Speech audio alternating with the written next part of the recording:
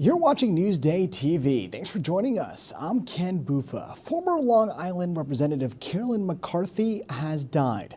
The 81-year-old became a gun control advocate after her husband was killed during the Long Island Railroad Massacre in 1993. Now we'll hear more about her legacy and impact in just a few minutes. And nearly 150 people have been displaced after an apartment building fire. Now, fire officials say it happened at a 3-story building in Baldwin this morning. 3 firefighters were hurt, too. Now, more than 2,000 people lost power because of the flames, but it has since been restored. And a planned 4% fare hike for LIRR riders may be put off until next year. The MTA says they are considering waiting until the transition away from the Metro card is complete. The agency plans to sell its last Metro card at the end of this year. And with July 4th just days away, police are urging Long Islanders to celebrate safely and to leave the fireworks shows to the professionals. Yeah, Suffolk officials say they see 10 to 15 visits from fireworks each year, mostly from sparklers. We will be out there looking for people putting on their own shows, and we will make arrests. Please don't. Now, Suffolk police are also cracking down on impaired driving, both on the streets and on the water.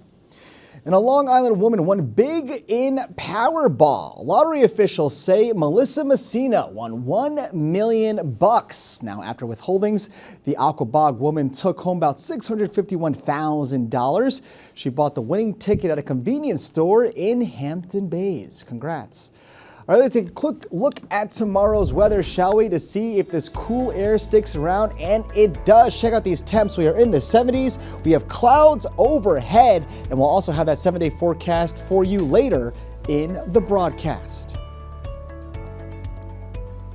Newsday's year-long investigative series looking at Long Island's dangerous roads continues today. Sherry Einhorn brings us the impact aggressive driving is having on local families.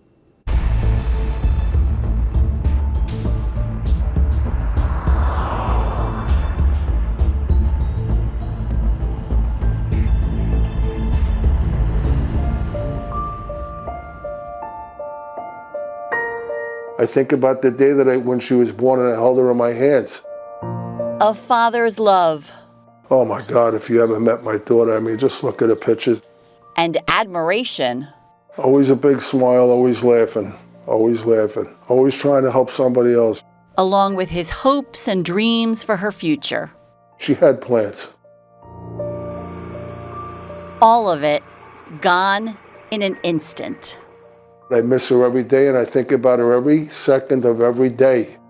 Just a few months earlier, Sierra Hare celebrated her 18th birthday, enjoyed her senior prom, and graduated high school. She also started classes at Nassau Community College. She was studying to be a radiologist. It's just been horrifying. It was November 5th, 2022. Richard Hare was at work when his wife called. Sierra missed her curfew and wasn't answering her phone. He tried her a few times but had no luck. Then he got the call every parent fears. There was a police officer on the phone saying, "Mr. Hare, your daughter's dead. Can I have her name?" And I was just like, this is a joke, right? And I just fell down on the floor.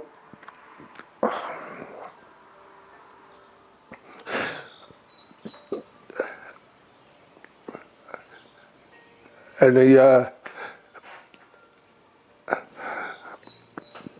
the cops started asking me her name and identification and stuff. And I came here and there were a bunch of people in my house. My wife was going nuts. And we were told that she was killed in an accident along the other 2 kids, those poor children. 29-year-old Matthew White was driving high on marijuana, weaving in and out of traffic and speeding over 90 miles an hour on the southern state near exit 32, according to prosecutors. He crashed into Sierra's car, forcing her into a traffic camera pole. Sierra, her friend 18-year-old Florence Operson, and 22-year-old Jean-Marc Miller all died. I don't want to hear that he made a mistake. He killed my daughter and 2 other children.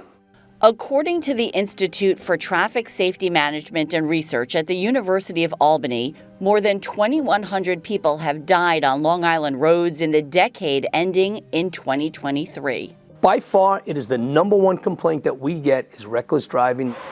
So what is reckless or aggressive driving? It's speeding, tailgating, sudden lane changes, crossing the HOV divider, using exit and entrance ramps to blow past the car in front of you. Most people in Suffolk County are not going to be the victims of a violent crime, but everybody is affected by road safety. Police officials across Long Island say they've been stepping up enforcement. There's more people sitting in the center medians, and that's causing people to just slow down as a result. They're not necessarily pulling people over, but I'm sure you guys are seeing it. When there's a police officer in center median, people just naturally slow down, so that's what we want to see. Data analyzed by Newsday shows the number of traffic tickets issued for aggressive driving in Suffolk County between 2020 and 2024 jumped from about 20,000 to nearly 37,000. And in Nassau during the same time, tickets increased from more than 29,000 to almost 47,000. So why do some drivers drive aggressively? Are they thrill seekers? Are they selfish? Or are they everyday folks dealing with the stresses of life? All of the above, says psychiatrist Dr. Joseph Squitieri. He believes most drivers don't intend to cause harm to others. But he says if you already have a short fuse before you get into the car, it's probably not going to take much to send you over the edge. Taking a couple of deep breaths and holding it for about 10 seconds can be really helpful to just kind of bring your blood pressure and your stress level down, and not taking everything personally right on the road. I think that happens a lot. I think some young people forget you're driving a machine that easily can kill somebody. I think slowly we're getting the message out there. It's a simple message that could ultimately save lives. There are some people that choose to completely ignore it when they get behind the wheel. They, for some reason or another, feel that where they're trying to get to is more important than everybody else's safety. White is now serving 4.5 to 13.5 years in prison after pleading guilty to aggravated vehicular homicide, second-degree manslaughter, and other charges. Sierra's family celebrated what would have been her 21st birthday by laying flowers at her grave and having a service in their home. Richard told me he can't think about the future his daughter will never have. It's just too painful. Instead, he's begging drivers to consider this the next time you get behind the wheel. Try to think of others before you think of yourself. In Lindenhurst, I'm Shari Einhorn for Newsday TV. Now, to read more about this story and see our entire Dangerous Roads investigation, go to Newsday.com, click Get More below the Newsday TV video box.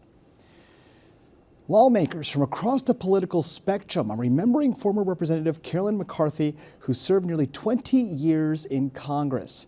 Newsday reporter Robert Brodsky explains the impact she had on Long Island.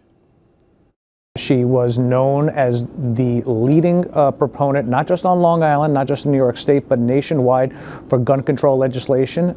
She's the leading reason why there was an assault weapon ban signed by then President Bill Clinton in the mid-1990s. She was also spearheaded a number of other firearms control legislation, obviously all sparked following the death of her husband and the shooting of her son Kevin on the Long Island Railroad in 1993 in what became known as the Long Island Railroad Massacre. A gentleman by the name of Colin Ferguson entered a Long Island Railroad train and indiscriminately began shooting passengers, including Dennis McCarthy, Carolyn McCarthy's husband, and her son Kevin. Her son Kevin survived. McCarthy was sort of known, she was deeply respected both from the congressional delegation, Republicans and Democrats alike. They've all come out today following her passing to hail her as a warrior, as a champion.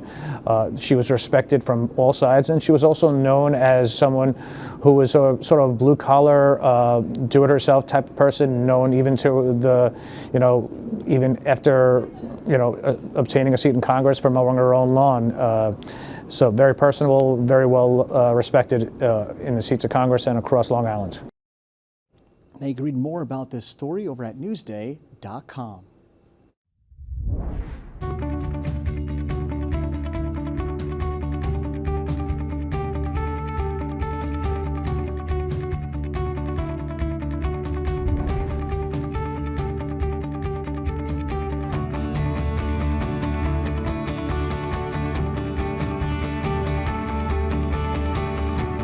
What's Up on Long Island is brought to you by Sun Nation Energy, helping Long Island homes and businesses save with solar for over 20 years.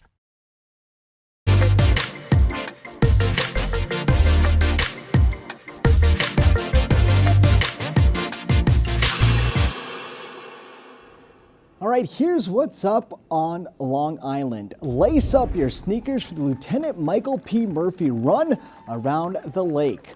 The 4.5-mile marathon helps support veterans and honors the fallen Navy SEAL from Long Island. It's Saturday in Ronkonkoma. Or check out the Reptile Expo. It features breeders displaying a selection of snakes, lizards, turtles, tarantulas, and amphibian species Saturday at the Cradle Aviation Museum in Uniondale.